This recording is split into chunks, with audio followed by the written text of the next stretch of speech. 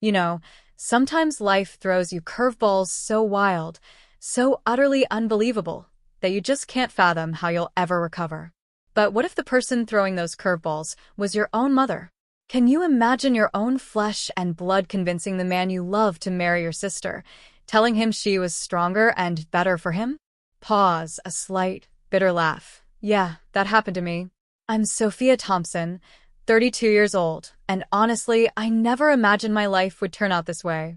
I always dreamed of the perfect love story, not a family betrayal that would redefine everything I thought I knew. But years later, when those very people, my mother, my sister, and the man who broke my heart, showed up at my home, the looks on their faces when they met my husband were absolutely priceless.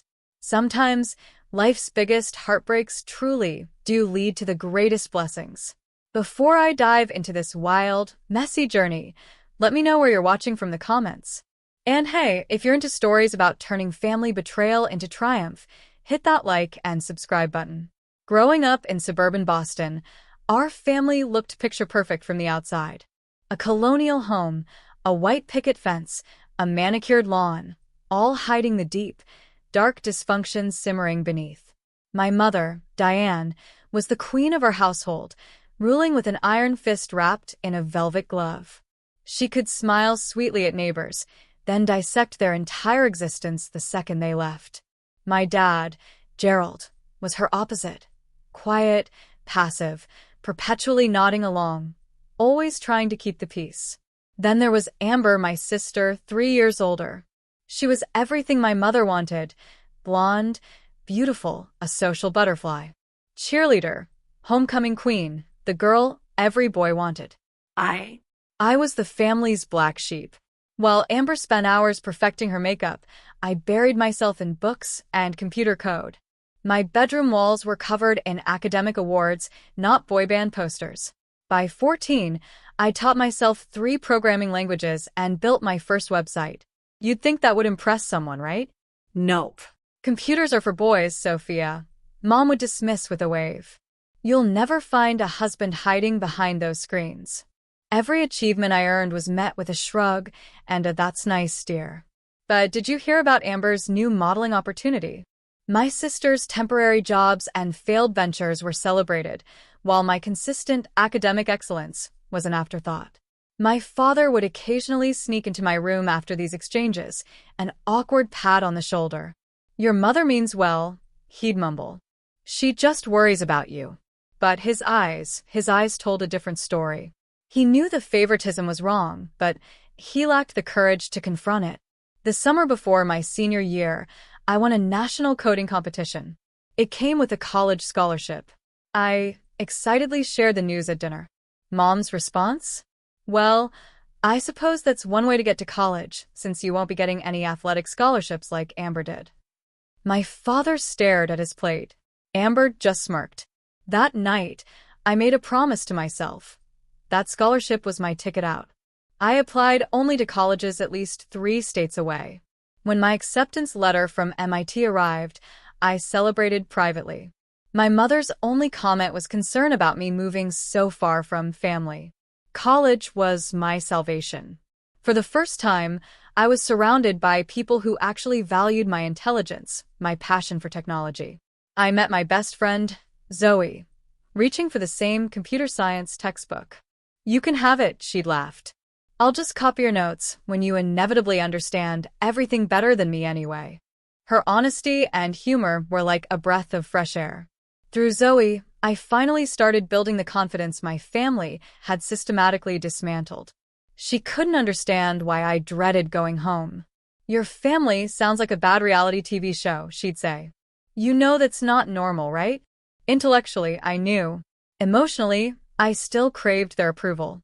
Each break, I'd return home, hoping things would be different. They never were. The contrast between my college life and home life only made the dysfunction more glaring. By junior year, I limited my visits to major holidays. Each time, I felt increasingly alien in my childhood home. My growing independence seemed to irritate my mother. She doubled down on the criticism. "MIT is making you cold," she accused when I declined to play along with one of Amber's dramatic stories. You used to be such a sweet girl."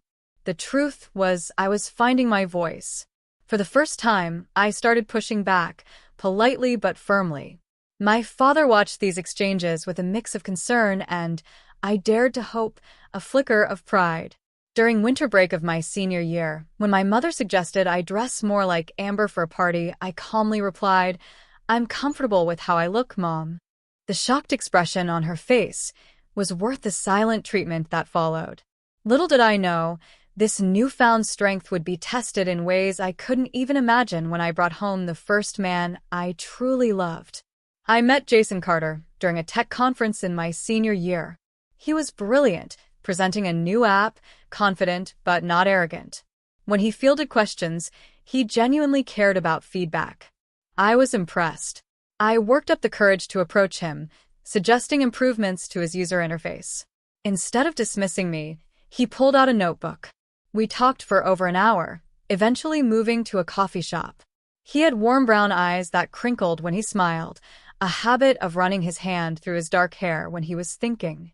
"Your perspective is exactly what this project needs," he said. "Would you be interested in meeting again?" That meeting turned into weekly coffee dates, then coding sessions, then actual dates. Jason was unlike anyone I'd ever met.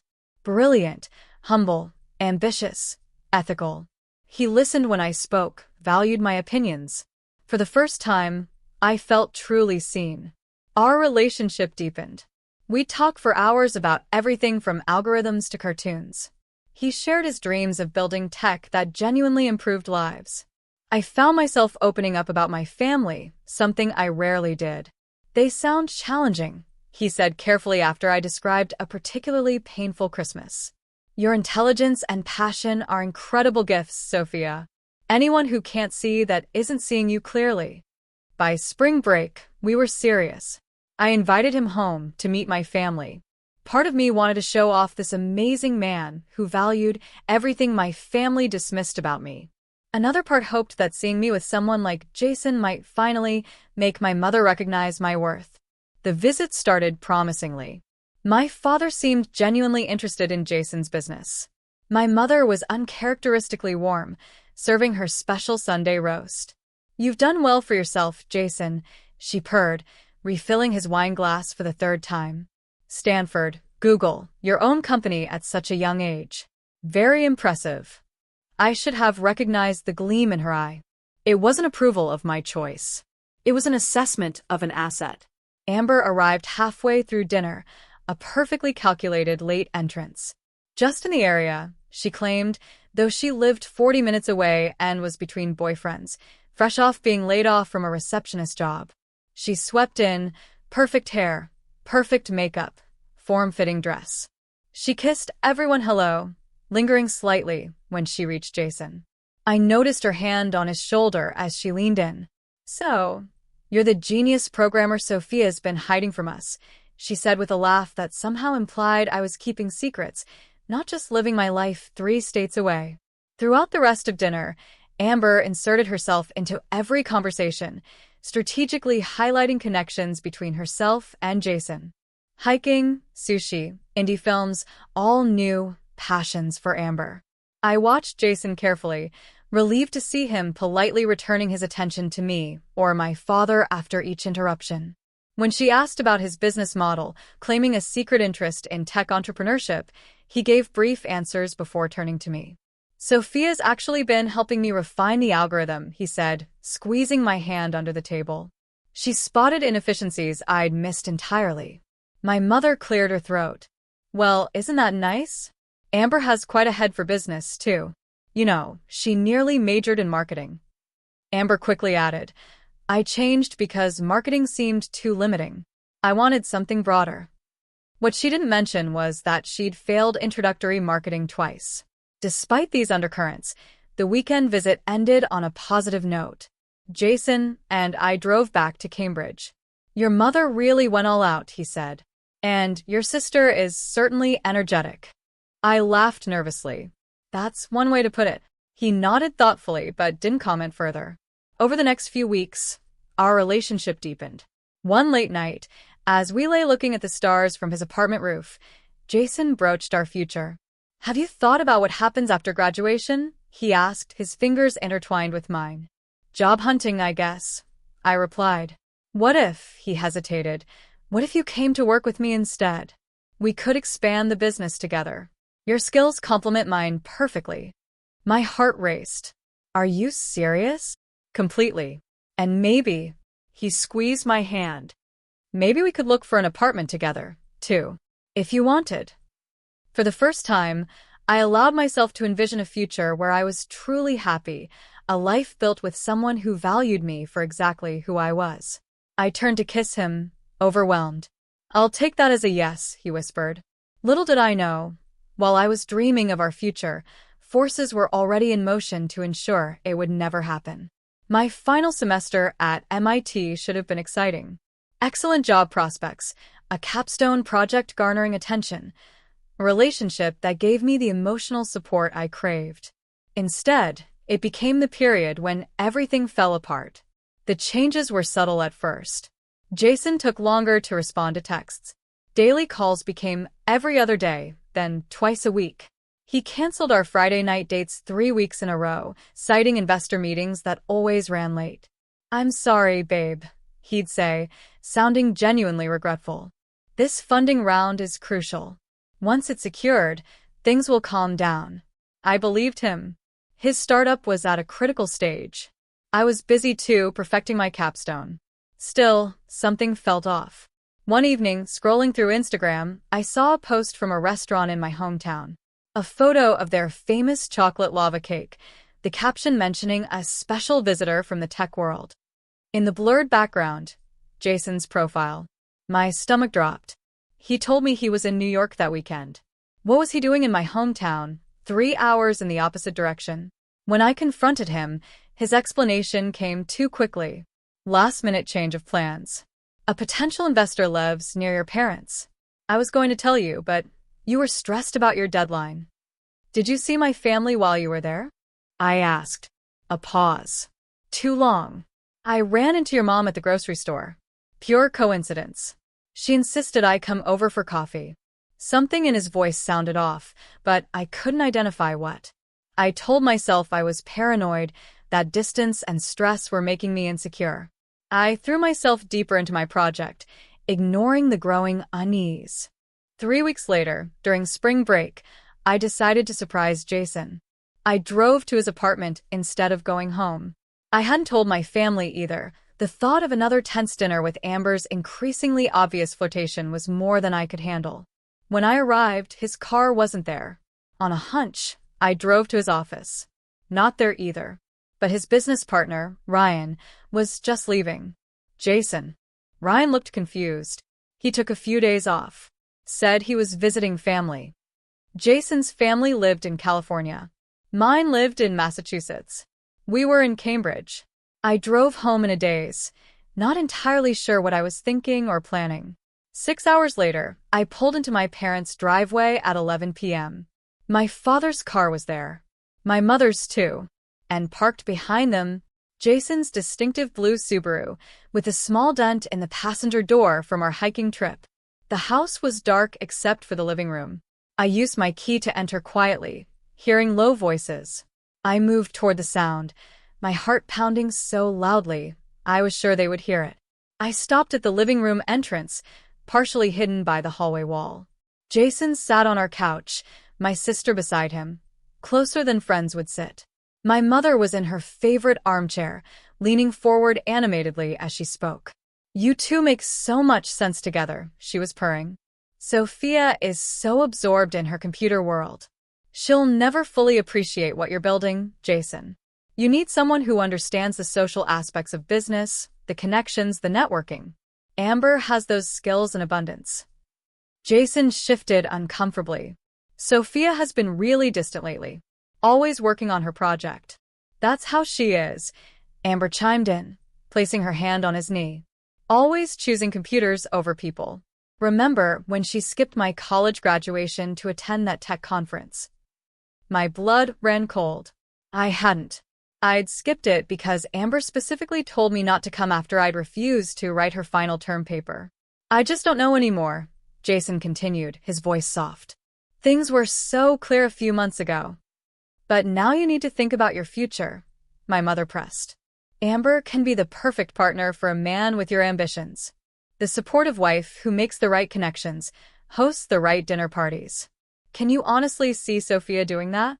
She'd probably wear jeans to a business function and talk about coding all night. I must have made a sound because suddenly all three heads snapped in my direction. The look on Jason's face, shock mingled with guilt, told me everything I needed to know. Sophia, my mother recovered first, a fake smile plastered on her face. What a surprise. We thought you were staying at school this week. I ignored her, my gaze fixed on Jason. How long has this been going on? He stood up, moving away from Amber. It's not what it looks like, really. Because it looks like you've been coming to my family home behind my back, I said, my voice dangerously calm. It looks like you're sitting here with my mother and sister discussing our relationship and your doubts about me. What part am I misinterpreting? Sweetheart, my mother interjected, we're just having a conversation. Jason has been kind enough to visit your father and me occasionally. Is that so wrong? And me ending up here during those visits is pure coincidence, Amber added with a smirk that vanished when my mother shot her a warning look. When did these visits start? I asked Jason directly. He couldn't meet my eyes. A couple months ago. Your mom called me, said your dad was having health issues and wanted some company while your mom ran errands. It seemed harmless. My father had no health issues, and he was currently upstairs, oblivious or deliberately absent. And then, Jason ran a hand through his hair, that familiar gesture now painful to watch. Then it became regular. Your mom would call, say they missed having young people around. I'd stop by when I was in the area. When you told me you were somewhere else. He didn't deny it. Sophia, my mother stood, approaching me like I was a wounded animal that might lash out. You're overreacting. Jason has been confused about your relationship. That's natural when young people are planning their futures. I simply pointed out that perhaps you two want different things, and suggested my sister as a convenient replacement. I finished for her. Don't be crude, my mother snapped, her gentle facade cracking. I merely observed that Amber might be more aligned with the type of life Jason is building. You've made it abundantly clear that your computers come first. What successful man wants to be second place in his wife's life? The word wife hung in the air. Jason and I had discussed moving in. Marriage had been only an implied someday. I turned to Jason. Do you agree with her assessment? That I'm too focused on my career to be a good partner to you? He hesitated. And in that hesitation, I had my answer. Sophia, he finally said, you have to admit, things have changed. You're always working on your project for graduation. It's temporary, I interrupted. And you've been equally busy with your startup. I never once doubted your commitment because of it. It's not just that, he continued weakly. Your family has helped me see that maybe we want different futures. My family, I repeated flatly.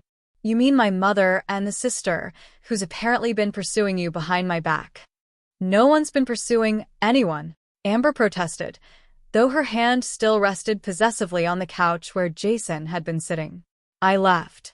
A hollow sound that startled even me. Mom, why? Why would you do this? For a moment, my mother's mask slipped completely, revealing the calculating woman beneath. Let's be practical, Sophia.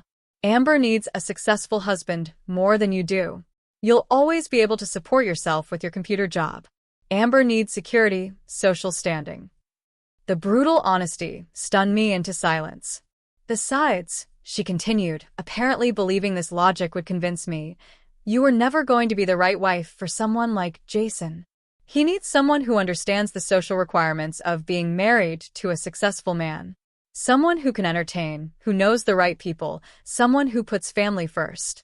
I think what your mother means, Jason interjected, finding his voice, is that we might want different things in life. No, I cut him off. I think my mother was perfectly clear. I surprised myself with how steady my voice remained. She decided my sister deserves you more than I do. So, she orchestrated this whole scenario, and you went along with it. I turned to leave, then paused. Where's Dad in all this? My mother's expression tightened. Your father doesn't involve himself in these matters. Which meant he knew and did nothing. Again. I looked at Jason one last time. We're done. Don't call me. Don't text me. Don't try to explain. Whatever we had is over.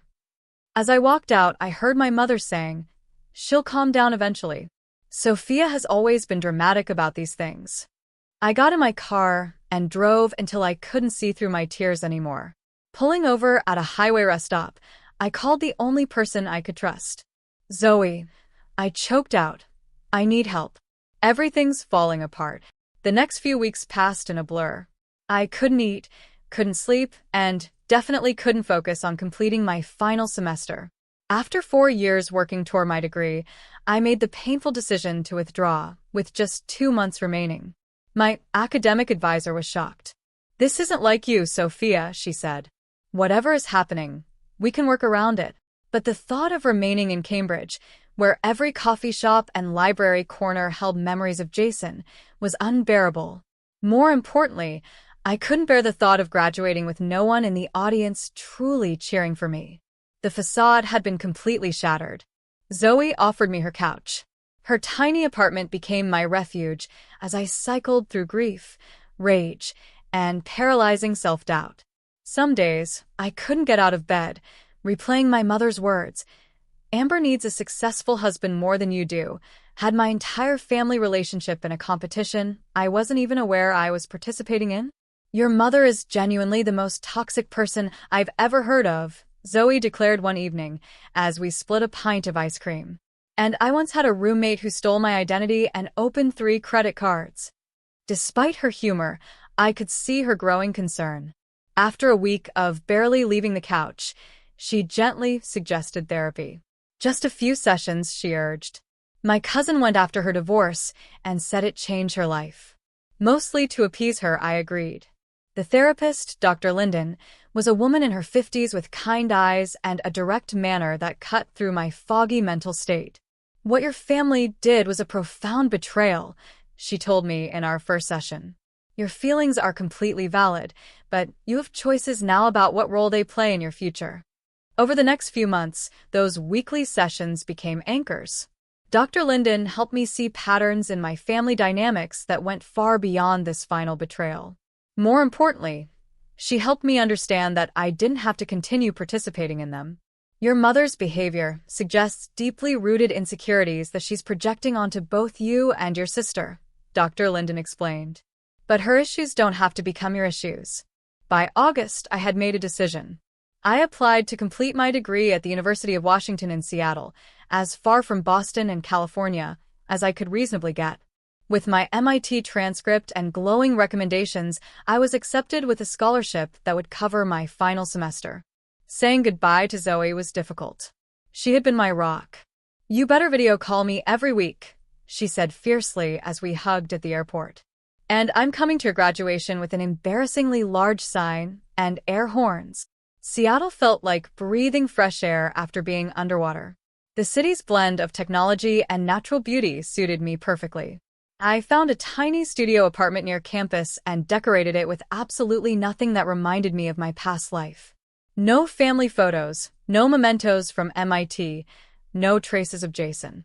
My phone remained largely silent. Jason had tried calling and texting for the first few weeks after our confrontation, his messages evolving from defensive, "You didn't give me a chance to explain," to apologetic, "I made a terrible mistake," to pathetically nostalgic, "Remember when we watched the meteor shower on my roof?" I never responded, eventually blocking his number. My parents' communications followed a predictable pattern. My mother acted as if nothing had happened, sending chatty texts about neighborhood gossip and Amber's latest adventures. My father sent occasional brief messages, usually devoid of any real content. "Hope you're doing well." Neither acknowledged the betrayal directly. I responded minimally to my father, and not at all to my mother. Through social media, which I rarely checked anymore, I learned that Jason and Amber were officially dating. 2 months later, they were engaged. The announcement featured a photo of them with my beaming mother between them. My father stood slightly apart, his smile not reaching his eyes. I deactivated all my accounts that day. With social media gone and old connections fading, I poured everything into rebuilding my life. I completed my degree with honors, attended by Zoe and her family, but no one from my own. After graduation, I accepted an entry-level position at a mid-sized tech company in downtown Seattle. The salary was modest, but the role offered valuable experience and, most importantly, a foot in the door of the Seattle tech scene. Slowly, I built a new friend circle. There was Kim from the rock climbing gym, who dragged me out for weekend hikes, insisting physical activity was essential for mental health. Aaron and David, a couple from my apartment building, adopted me into their friend group after discovering my pitiful empty refrigerator when they brought over Ms. Delivered mail. And there was Lena from work, whose quiet competence and dry humor made our long coding sessions enjoyable rather than merely tolerable. These new friends knew nothing of my family drama.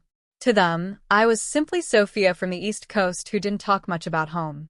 They accepted this without question, filling our time together with present joys rather than past sorrows. 1 year after moving to Seattle, I received a text from my father that finally acknowledged reality. Amber and Jason's wedding this weekend. Your mother asks if you've changed your mind about attending. I hadn't been invited. I hadn't expected to be. I responded simply, no. My father's reply came hours later. I understand. I'm sorry, Sophia. It was the closest thing to an apology I'd received from any of them. And while insufficient, it opened a thin channel of communication between us. We began exchanging occasional texts, nothing deep, just brief life updates. He never mentioned my mother or Amber, and I never asked. Through this minimal connection, I learned that Jason's startup had failed 6 months after their wedding. He was now working for a competitor of the company he'd founded, a significant step down from CEO. Amber was between jobs again. They had moved into my parents' guest house temporarily while Jason regrouped. This information should have brought satisfaction, perhaps even joy. Instead, I felt a strange emptiness. Their struggles didn't undo my pain or restore what I'd lost. Success, I realized, would be the best revenge, not because it would hurt them, but because it would fulfill me. Around this time, I was assigned to a new project at work, developing software for healthcare systems. The project lead was Raj Patel, a brilliant developer with 15 years of experience. Under his mentorship, my skills expanded exponentially. You have remarkable talent, he told me during a code review, but you're playing it safe. Don't be afraid to propose solutions that break conventional approaches. His encouragement pushed me to develop innovative algorithms. When the project was completed ahead of schedule and under budget, Raj made sure the entire department knew my contributions had been key. That project led to my first promotion, then to larger responsibilities and leadership roles. By my 3rd year in Seattle, I had established a reputation as someone who solved problems others couldn't. My career was flourishing in ways I couldn't have imagined during those dark days on Zoe's couch. Yet, despite professional success and a supportive friend circle, I kept potential romantic partners at arm's length. The betrayal had left scars that made trusting difficult. Several promising relationships ended when I couldn't bring myself to be fully vulnerable. The wall I'd built for protection had become a prison of sorts. Dr. Linden, with whom I still had occasional video sessions, gently pointed this out.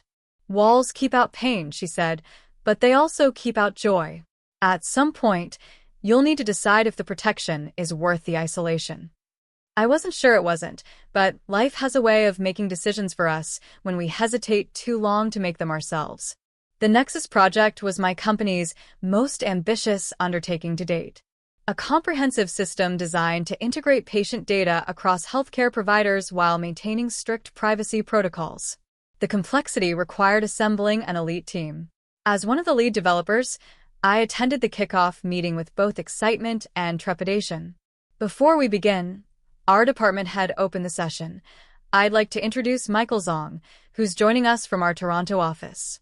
Michael will be the technical architect for Nexus, bringing his expertise in secure systems, design, and implementation. Michael entered the conference room. My first impression was of quiet competence. Around my age, maybe a year or two older, with thoughtful eyes behind simple glasses and a presence that commanded attention without demanding it. When he spoke, explaining his vision, his passion for the work was evident. During the breakout sessions that followed, Michael and I were assigned to map the data flow framework. As we worked, I found myself repeatedly impressed by his approach to problem-solving, methodical yet creative, with an eye for elegant solutions. "That's an interesting way to handle the authentication sequence," I commented. "I wouldn't have considered decoupling those components." He smiled slightly. "Sometimes the best solutions come from questioning assumptions about what belongs together." Something in his tone suggested he might be talking about more than just code. Over the following weeks, Michael and I developed a productive professional rhythm. We challenged each other's ideas respectfully, building on our different strengths. I found myself looking forward to our working sessions, extending them with questions that could have waited. One evening, as we were the last two people in the office, Michael leaned back and asked, "Want to continue this discussion over dinner? There's a great Vietnamese place around the corner." The invitation was casual, clearly professional, yet I hesitated. This boundary between work colleague and potential friend was one I rarely crossed. Noticing my hesitation, he added, "No pressure. I just thought food might help us solve this permissions hierarchy issue." I surprised myself by agreeing. That dinner became the first of many. Our conversations expanded beyond work to books, hiking trails, the challenges of urban gardening, his passion, and rock climbing mine. Michael spoke of his family, Chinese immigrants who had settled in Vancouver, his father's small accounting practice, his mother's teaching career, his younger sister's medical studies. His stories were filled with warmth and respect, so different from the dynamics I'd grown up with. I shared carefully edited versions of my own background, mentioning MIT, but not my incomplete final semester, describing Boston, but not my family. Michael never pushed for details I wasn't offering. Yet his attentive listening created a space where I gradually wanted to share more. 3 months into the project, Michael suggested a Saturday hike to celebrate completing a particularly challenging module. The trail offered spectacular views of Mount Rainier. As we reached the summit viewpoint, something shifted. Away from keyboards and conference rooms, surrounded by towering trees and mountain vistas, we were simply two people enjoying each other's company. During our descent, Michael mentioned a documentary film festival. "Would you be interested in going?" he asked. "Not as colleagues," he clarified, "but as a date." The word date triggered an immediate internal panic. I'd successfully avoided anything beyond casual coffee since moving to Seattle. The prospect of opening myself to potential hurt again was terrifying. "I need to think about it," I replied honestly. Michael nodded. "Take all the time you need. The offer stands." That evening, I called Zoe for the first time in weeks. "He asked you out and you said you'd think about it?" she exclaimed. "Sophia, this is progress. 6 months ago, you would have invented an imaginary pet emergency to avoid answering. But what if it goes wrong?" I asked. "What if he's not who he seems to be?" "What if he is exactly who he seems to be?" she countered. "Look, I get it. Jason and your family did a number on you. But from everything you've told me, Michael seems genuinely decent. And you clearly like him enough to be scared of liking him." She was right. After wrestling with my fears for another day, I texted Michael to accept his invitation. Our first official date revealed another layer of Michael. His intelligence I already knew, but outside of work, his playful sense of humor emerged. He asked thoughtful questions, remembered small details. Most importantly, he seemed completely comfortable with himself, lacking the insecurity that often drives people to impress others. As weeks became months, our relationship deepened. Michael's patience allowed me to set the pace, never rushing intimacy or declarations of feeling. When I finally told him I was falling in love with him, 8 months after our first date, his response was both joyful and reassuring. "I've been in love with you since our 3rd project meeting," he admitted. "When you demolished my security protocol design and then immediately built it back up better than before, I knew then you were someone special." Still, I kept my deepest wounds hidden. Michael knew I was estranged from my family, but not why. That changed after a year together, when he invited me to Vancouver to meet his parents during Lunar New Year. The Zong family welcomed me with genuine warmth. Watching their interactions, the teasing affection, the arguments that resolved with laughter, the unquestioned support, brought both joy and an ache of comparison I couldn't suppress.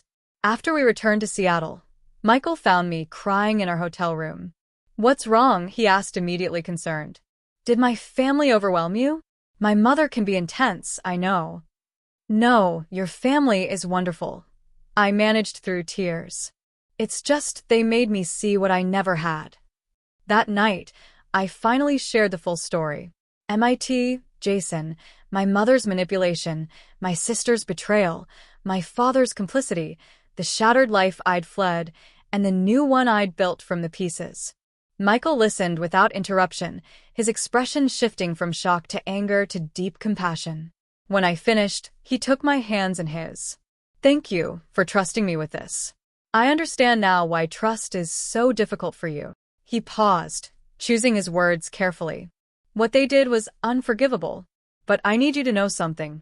Not everyone will betray you. I won't betray you." "You can't promise that," I whispered. "I can promise to try every day to be worthy of your trust," he replied. "And I can promise that if we ever have conflicts or doubts, I'll bring them directly to you, not to anyone else." His response wasn't a blanket reassurance that my fears were unfounded. Instead, it acknowledged the reality of my experience while offering a different path forward. That honesty meant more than 1,000 promises never to hurt me could have. Our relationship deepened after that night. With my history no longer a shadow between us, I could fully embrace the possibility of a future together.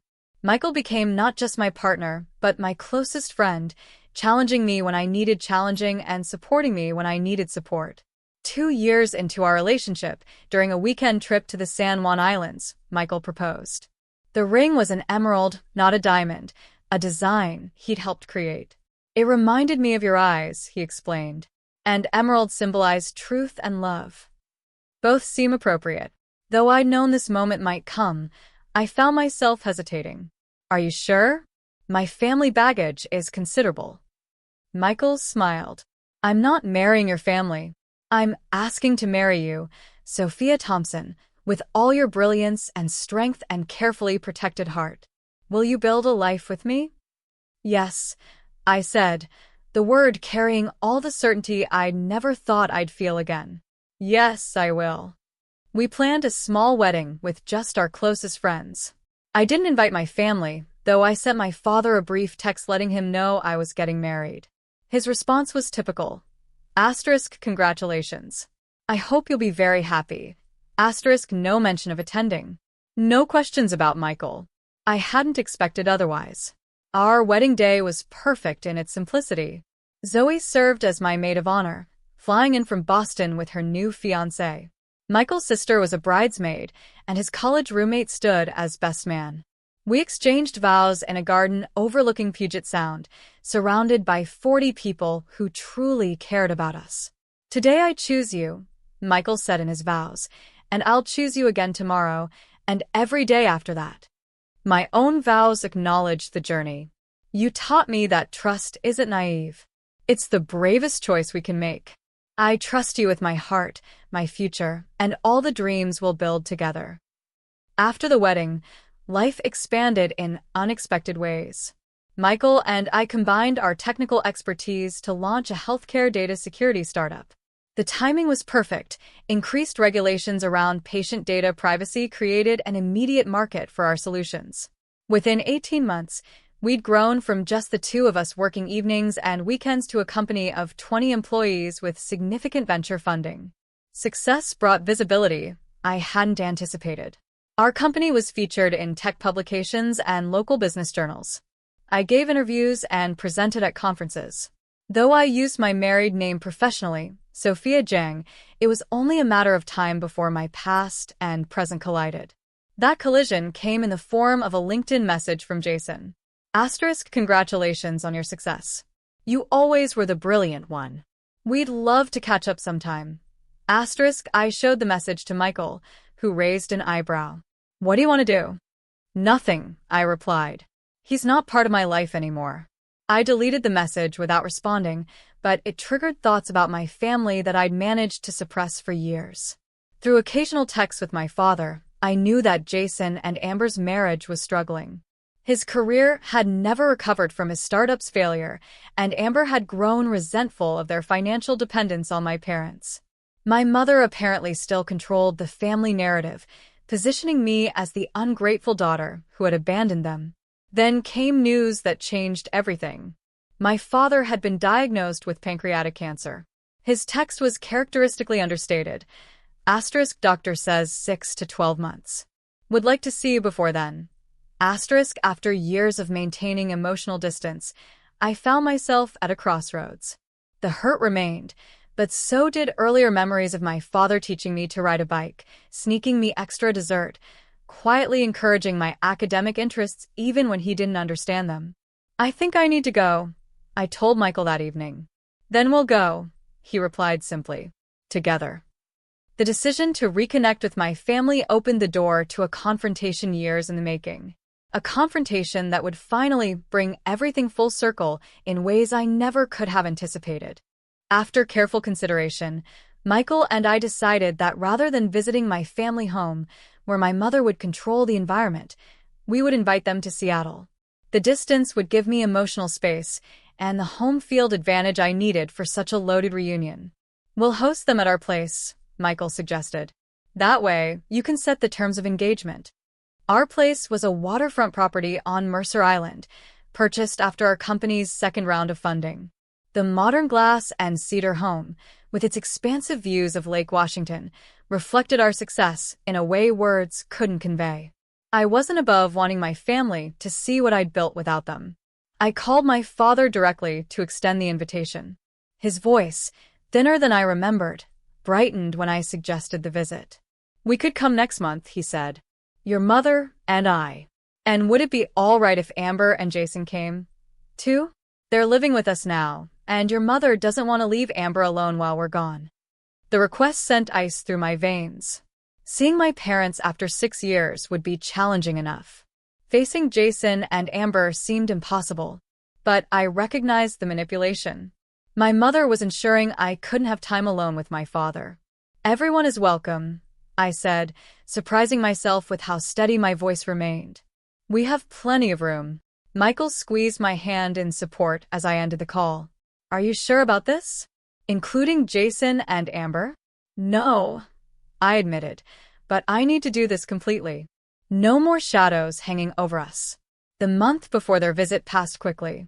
Between preparing our home and managing our growing company, I had little time to dwell on anxiety. Michael arranged for a private chef to handle the first night's dinner, understanding that cooking for the people who had hurt me so deeply would be an unfair burden.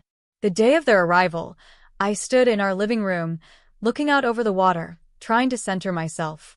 Michael came up behind me, wrapping his arms around my waist. Remember, he said softly, you're not that vulnerable girl anymore. You're Sophia Zhang, co-founder and CTO of Zhang Secure, with 14 patents and a wait list of clients. More importantly, you're a woman who rebuilt her life from scratch. Nothing they say or do can take that away. The doorbell rang precisely at 4 o'clock. My mother had always valued punctuality. I took a deep breath and opened the door. My father stood closest, dramatically thinner than I remembered, his skin bearing the yellowish tint characteristic of his disease. Despite his obvious illness, his eyes lit up at the sight of me. Sophia, he said, his voice catching. Without thinking, I stepped forward to embrace him, his body feeling fragile beneath my arms. My mother stood just behind him, barely aged.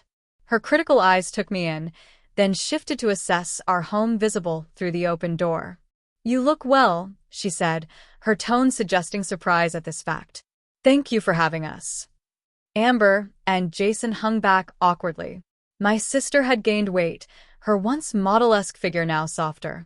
Her carefully maintained blonde hair showed dark roots. Beside her, Jason looked almost exactly as I remembered, though a new tension lined his face, and his once confident posture had diminished. Please come in, I said, stepping back. Michael is looking forward to meeting you all. As they entered our home, I watched their expressions.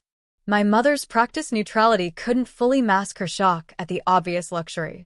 Amber's eyes widened, darting from the vaulted ceilings to the designer furniture to the floor-to-ceiling windows showcasing the lake view.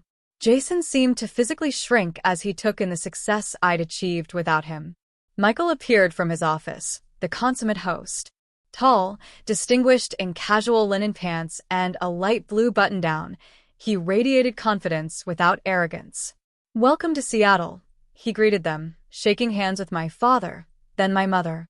When he reached Jason, there was a brief, charged moment as the two men assessed each other.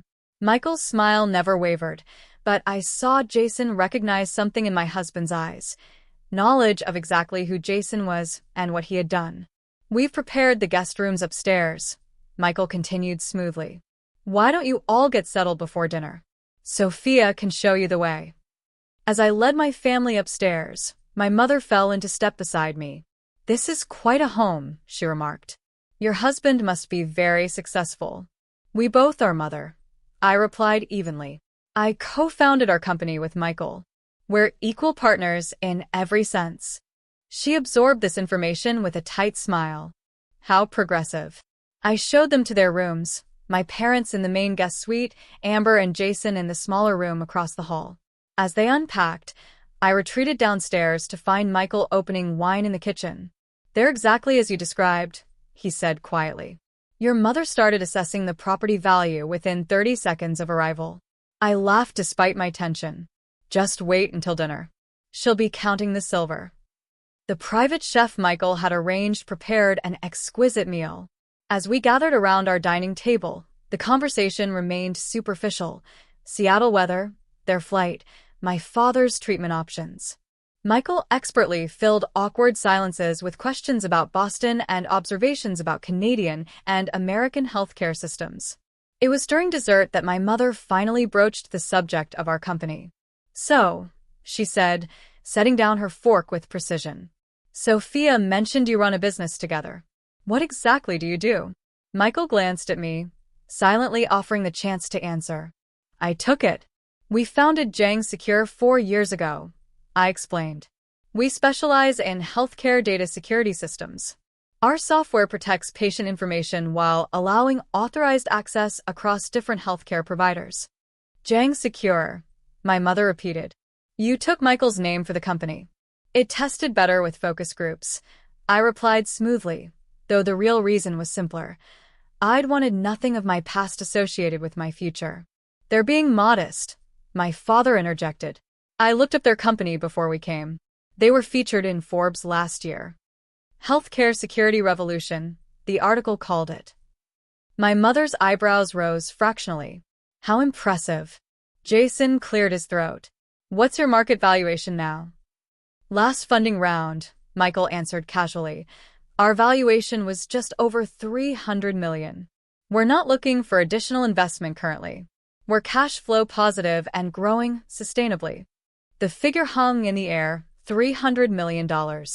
Jason's failed startup had peaked at a $4 million valuation before collapsing. $300 million? Amber repeated, looking at Jason with an expression I couldn't quite read. "That's wow." "Enough about business," my mother interjected briskly. "Sophia, will you and Michael be starting a family soon? You're not getting any younger." "Mom," Amber protested weakly. "It's a reasonable question," my mother defended. "They have this enormous house. Seems a shame not to fill it with children." "We're focused on our company right now," Michael answered diplomatically, "but we haven't ruled out children in the future." My mother turned to me. "You always said you wanted children, Sophia. Remember those dolls you used to line up in your room? You had names for all of them." I had no such memory. Amber had been the one obsessed with dolls. This subtle rewriting of history was so typical of my mother that I almost laughed. "If Sophia and I decide to have children," Michael said, his voice gentle but firm, "it will be on our timeline, not anyone else's." My mother's smile tightened. She wasn't used to being challenged so politely, yet definitively. As the evening progressed, the dynamics became increasingly clear.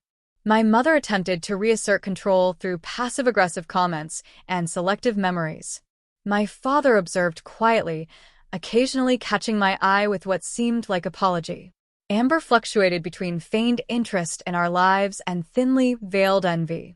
And Jason grew progressively more uncomfortable, drinking too much wine and barely contributing. By the time we moved to the living room for after-dinner drinks, the facade of a pleasant family reunion had worn dangerously thin. "How are things in Boston?" I asked, deliberately vague. A weighted silence followed. My father stared into his whiskey. My mother smoothed an invisible wrinkle from her skirt. "We're between opportunities at the moment," Amber finally answered. "Jason's exploring several promising positions." "I see," I replied. "And you're living with Mom and Dad while you explore?" "Temporarily," Jason said quickly. "My non-compete clause from Growth Tech just expired, so I can finally look at other startups in the same space." "It's been 3 years," Amber added, an edge to her voice. "A very long temporary arrangement. We're happy to help family through difficult transitions," my mother said pointedly. "That's what families do. They support each other through challenges." The implication hung heavily in the air that I had abandoned my family responsibilities by cutting contact. Michael, sensing the rising tension, stood. "Would anyone like to see the garden? We've just installed a Japanese-inspired meditation area overlooking the water." My father rose eagerly. "I'd enjoy that." As the others followed Michael outside, I remained behind to refresh drinks. Jason lingered awkwardly, handling his empty glass. "Your husband seems like a good man," he said finally. "He is," I replied simply. "You've done incredibly well for yourself, Sophia. I always knew you would." I looked at him directly for the first time that evening. "Did you?" "Because I recall you agreeing that I was too focused on my career to be a good partner, that I'd never understand the social aspects of business." He flushed. I was confused. "Your mother can be very persuasive." "Yes, she can be. But we all make our own choices, Jason." He set down his glass. "I made the wrong one. Surely you know that by now." Before I could respond, my father appeared in the doorway. "Sophia, could I speak with you privately for a moment?" Jason nodded awkwardly and slipped past my father toward the garden. My father took a seat on the couch, his movements slow and deliberate. "Your home is beautiful," he said. "But more importantly, you seem happy." "I am," I confirmed. "I owe you an apology," he continued, his voice slow. "Many apologies, actually. I failed you, Sophia. I knew what your mother and Amber were doing with Jason, and I did nothing to stop it." The directness of his admission startled me. "Why not?" He sighed heavily. "Cowardice, mainly. I've spent 40 years taking the path of least resistance with your mother. It was easier to let her have her way than to fight battles I didn't think I could win." He looked up, his eyes damp. "But that's no excuse for letting her hurt you. For hurting you myself, through inaction." His sincere regret pierced the armor I'd built around my heart. "I needed you to stand up for me, Dad. I know. And I'll regret until my dying day that I didn't." He reached for my hand. "I don't expect forgiveness, Sophia. I just wanted you to know that I see clearly now what happened, and I'm deeply sorry for my part in it." From the garden, raised voices drew our attention. Through the windows, I could see my mother and Amber in what appeared to be a heated discussion, with Michael standing calmly between them. "We should join them," my father suggested. "Your mother becomes unpredictable when challenged." In the garden, the scene became clear as we approached. My mother was berating Michael about something while Amber stood nearby, arms crossed defensively. "Absolutely inappropriate to suggest such a thing," my mother was saying. "Our financial arrangements are private family matters." Michael noticed our approach and turned. Sophia, Gerald. We were just discussing family dynamics. He's suggesting we're taking advantage of Dad's finances." Amber blurted, as if we were some kind of parasites. Michael shook his head. "That's not what I said. I simply observed that multi-generational living can create complex financial interdependencies that sometimes prevent people from making fully independent choices." My mother's face flushed with anger. "You know nothing about our family." On the contrary, Michael replied calmly. I know a great deal about your family from Sophia's perspective. I know about the manipulation, the favoritism, the betrayal. Michael, I warned softly, though part of me thrilled to hear someone finally confront my mother directly. Betrayal is a strong word, my mother sniffed. Family matters are complicated. Sophia has always had a flair for drama and a selective memory. Mom, Amber interrupted, surprising everyone. Stop. Just stop. My mother turned to her in shock. Excuse me? He's right, Amber continued, her voice shaking. We both know what you did with Jason. What we did. It was wrong. Jason, who had been silent throughout the exchange, finally spoke. Your mother told me Sophia was seeing someone else at MIT, that she was using me as a backup plan while pursuing a professor she was interested in. I gasped. That's completely untrue. I know that now, he said quietly. But at the time, it made sense of why you were so busy, why you seemed distant. Your mother showed me texts from your phone that seemed to confirm it. I never texted anything like that, I said, my mind racing. She must have used my phone, Amber finished. She had me text things from your old number that she'd kept in her contacts. Made it look like they were coming from you. My mother's face hardened. This is absurd. I was simply helping two people who are clearly better suited find their way to each other. By lying? My father asked, his voice stronger than I'd heard it all weekend. By manipulating a young man's feelings and betraying our daughter? I did what was necessary, my mother insisted.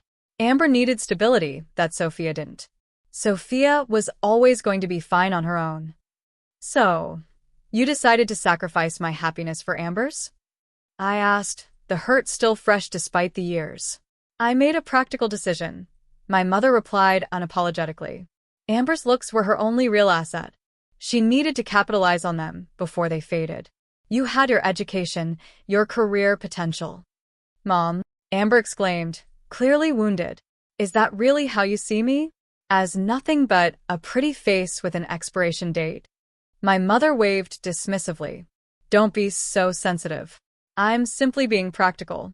I did what any mother would do, ensured both my daughter's futures as best I could. No, my father countered, surprising us all with his firmness. You did what served your vision of how things should be. You didn't consider what either of your daughters actually wanted or needed. The garden fell silent. My mother's face registered shock at my father's rebellion. Amber looked torn between vindication and devastation at our mother's assessment of her worth. Jason stared at the ground, the full extent of his manipulation finally clear. Michael moved to stand beside me, his hand finding mine in silent support. I think, I said finally, that we've all had enough truth for one evening. Let's continue this conversation tomorrow after everyone's had some rest. As we headed inside, Jason caught my arm gently. Sophia, I need you to know how sorry I am. I should have trusted what we had. I should have talked to you directly. I looked at the man I had once loved so deeply, now a diminished figure, trapped in a marriage built on lies. Yes, I said. You should have. Later that night, as Michael and I prepared for bed, he asked, Are you okay? That was intense. I considered the question carefully. I think I am. For years, I've carried this wound, never fully understanding how deep the deception went.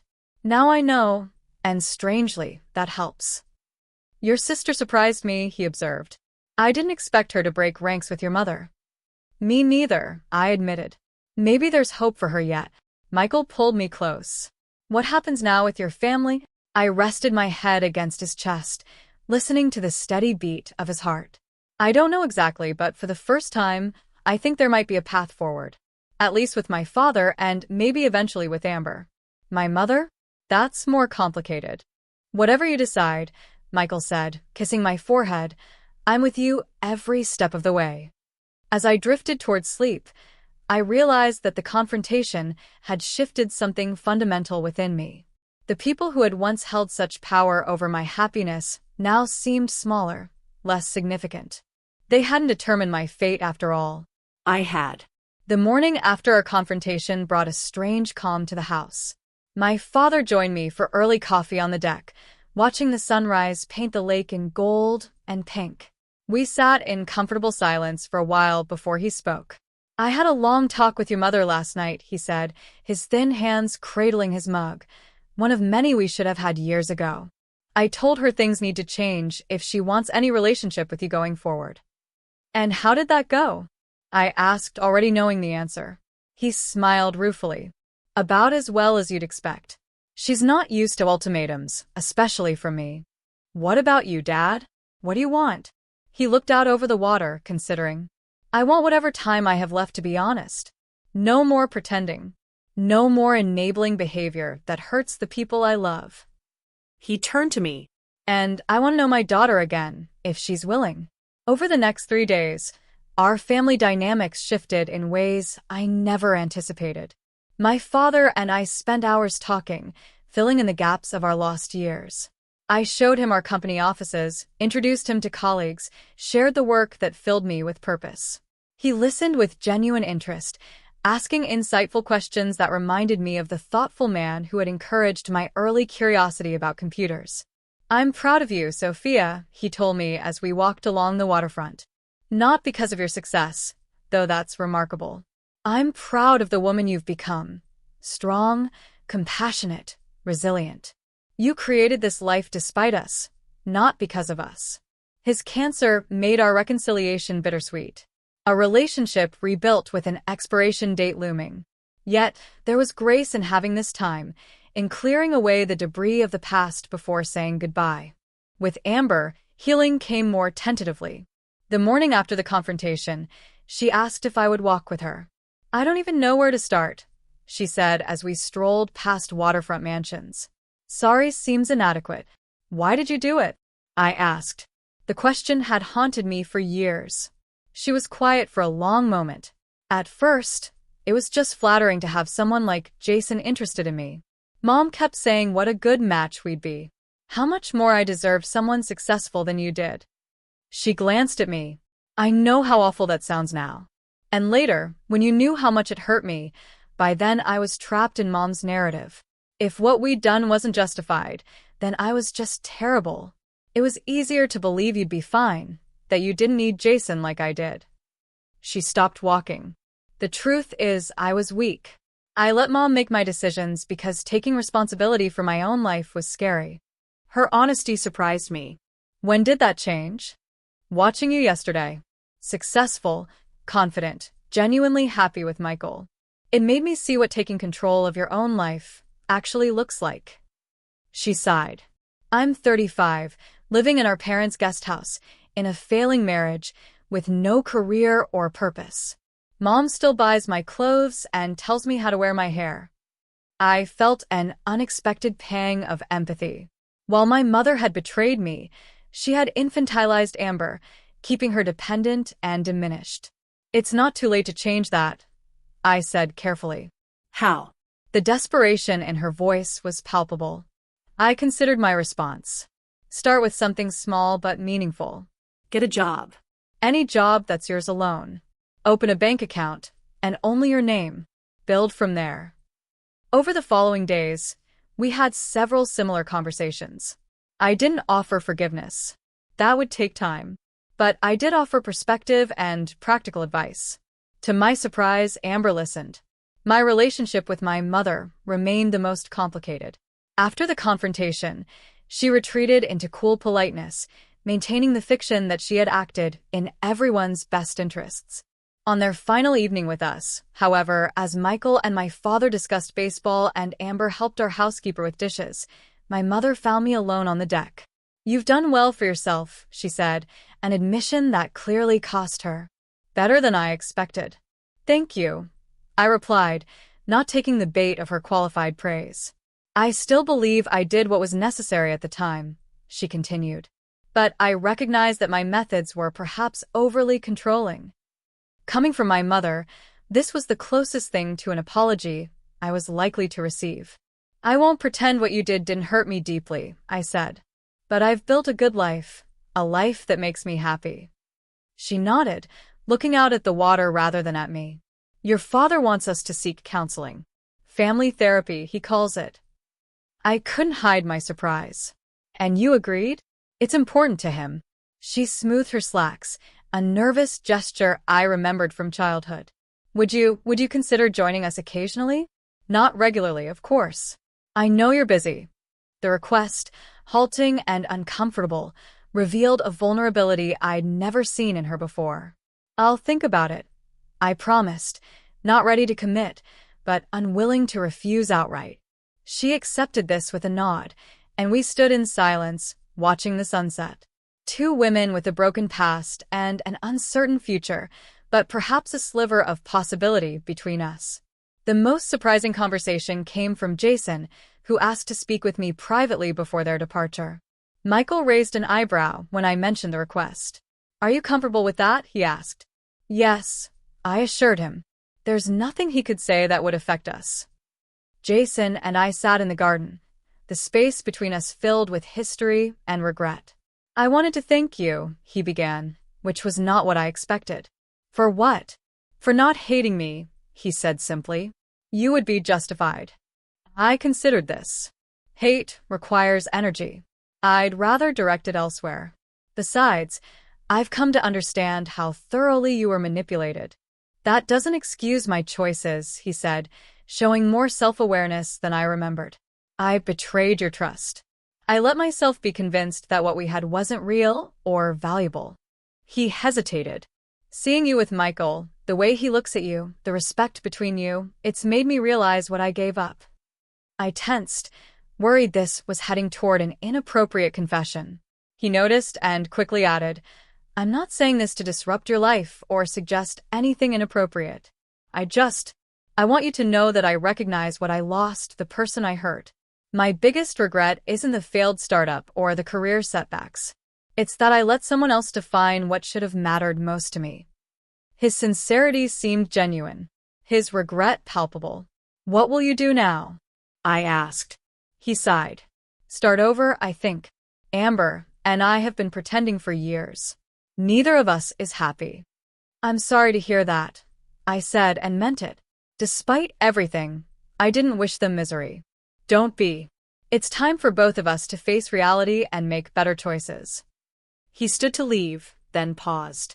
You deserved better, Sophia. I'm glad you found it. After they left, our house felt simultaneously emptier and lighter. The confrontation had been painful but necessary, clearing away festering wounds and replacing them with clear-eyed understanding. I couldn't change the past, but I could choose how it affected my future. In the months that followed, we established new patterns of connection. My father and I spoke weekly by phone and video chat as his condition deteriorated. I flew to Boston twice to spend time with him, difficult visits that nevertheless brought peace to both of us. When he passed away 8 months after our reunion, I stood beside my mother and sister at his funeral, united in grief if not in full reconciliation. After my father's death, Amber surprised everyone by following through on her promises to change. She filed for divorce from Jason, moved into her own apartment, and found work as an administrative assistant at a community college. The position was modest, but represented independence she'd never known. We maintained cautious, but increasingly warm contact, rebuilding a relationship that had been poisoned since childhood. My mother remained my mother, critical, controlling, resistant to change. But our confrontation had shifted the power dynamic permanently. She could no longer rewrite history or manipulate me. I engaged with her on my terms or not at all. It wasn't a warm relationship, but it was an honest one. With my family receding to their appropriate place in my life rather than dominating it, Michael and I focused on our future. Our company continued to thrive, expanding internationally and developing new security protocols that became industry standards. 2 years after the family confrontation, we welcomed our daughter Lily, followed 18 months later by our son, James. Becoming parents ourselves cast my family history into sharper relief. As I held my children, I made silent promises never to play favorites, to see and celebrate them for exactly who they were, to let them chart their own courses with support rather than control. Watching Michael with our children, patient, attentive, delighting in their uniqueness, I often reflected on how completely my life had transformed from what it might have been. Had my mother not orchestrated that betrayal, had Jason and I married as once planned, would I have found this level of fulfillment? The painful truth was that their betrayal, while devastating, had ultimately freed me to build something far better than I might have otherwise. This wasn't about forgiving the unforgivable or finding silver linings in trauma. It was about recognizing that our worst moments don't define us unless we let them. That sometimes the path forward requires leaving behind not just people who hurt us, but also dreams and expectations that no longer serve us. The ultimate victory wasn't financial success or professional recognition, though those were gratifying. It wasn't even the beautiful family Michael and I created, precious as they were. The victory was internal. The knowledge that I had rebuilt myself from broken pieces into someone stronger, wiser, and more compassionate than before. On my daughter's 3rd birthday, as our home filled with friends and laughter, I caught sight of myself in a window reflection. The woman looking back bore little resemblance to the devastated girl who had once fled her family's betrayal. This woman stood tall, confident in her worth, surrounded by love she had chosen and that had chosen her in return. I often think about the question of forgiveness. Have I forgiven my mother, my sister, Jason? Not entirely. Some betrayals leave permanent marks. But I've released the anger that once threatened to define me. I've learned that the opposite of love isn't hate. It's indifference. And I've found peace in allowing those who hurt me to occupy an appropriate space in my heart and history, acknowledged, but no longer central. The journey from betrayal to this peaceful place wasn't linear or simple. It required confronting painful truths, setting boundaries, and most importantly, believing I deserved better. Perhaps that's the most valuable lesson of all, that our capacity for happiness expands when we truly believe we're worthy of it. So, if you're facing betrayal or heartbreak right now, remember this. The people who hurt you don't get to decide your worth. They don't get to write the ending to your story. That power belongs to you alone. Sometimes life's greatest gifts come disguised as its cruelest blows, redirecting us toward paths we might never have chosen, but that lead to places far better than we imagined. What painful experience has ultimately led you to something better? Share your story in the comments below. I really want to know. Don't forget to like and subscribe if this resonated with you, and hit that notification bell to catch my next video. Remember, every ending is just the beginning of something new. Thank you for listening to my story. Take care.